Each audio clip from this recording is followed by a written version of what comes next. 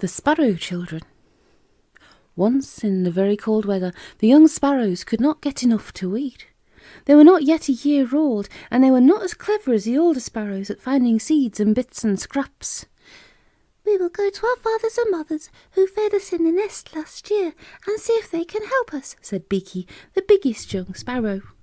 So they flew off to where the older sparrows sat on the barn roof, waiting for the farm hens to be fed. Then there was a chance of flying down and stealing a few grains of corn. "There are fathers and mothers," said Taylor, a tiny sparrow. "Mother, don't you remember me?" The big brown sparrow he spoke to looked at him in surprise. "Oh, you are the naughty little sparrow that would keep trying to fly from the nest before you were allowed to," she said. "Yes, I do believe you are. What do you want?" "Please, Mother, we young sparrows are getting more and more hungry in this frosty weather," said Taylor.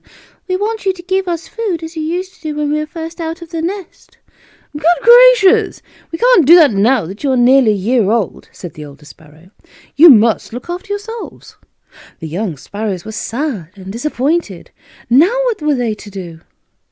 A small brownie who was running by stopped when he saw the unhappy sparrows. "What's the matter?" he said. They told him, and he nodded his head. "Many people are hungry now," he said, "as well as birds, but I am very lucky. I have plenty of food stored away, enough to share with you if you would like." "Oh, you are kind," cried the sparrows. "May we come now?" "Yes," said the brownie. "You may come once a day at dinner time. I will cook enough potatoes in their skins for all of us, and I will bake enough bread for us all too. Come along." They flew on to his small shoulders and onto his red-capped head, chirruping gaily. He took them to a small house set right underneath a bramble bush, so well hidden that nobody could see it if they passed by. "Now," said the brownie, getting some hot potatoes out of the oven. "Here we are, potatoes for everyone." He looked round his room. There was only one chair. He pointed to his bookcase and sofa. "The boy sparrows can sit on the bookcase, and the girls on the sofa back," he said. "But dear me, you all look exactly alike to me. However, am I going to tell you one from the other?" "I'm a boy sparrow," said Taylor, sitting on the bookcase.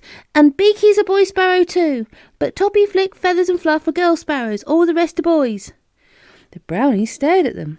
"I shall never know which is which," he said, "and I do want to know you all properly. I know, I'll give the boy sparrows little black bibs to wear. That will always show me which are the boys." He took 8 little black bibs from a drawer and put them on the boy sparrows, and they were delighted. They really did feel grand.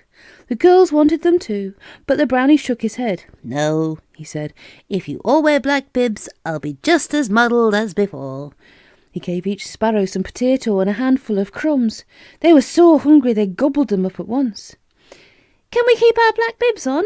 begged the boy sparrows when they'd finished. "We do feel so grand in them." "If you like," said the brownie, smiling.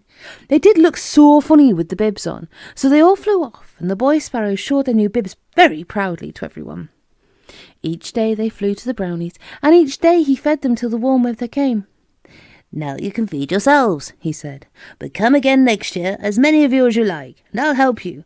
But in return, please bring me as much thistledown as you can in the autumn, because I need plenty for my eiderdowns and cushions."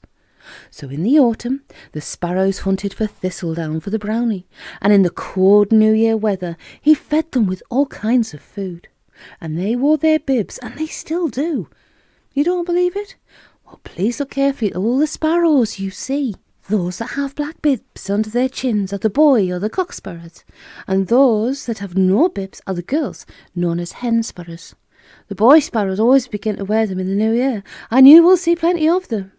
And now you will always know the difference when you see them.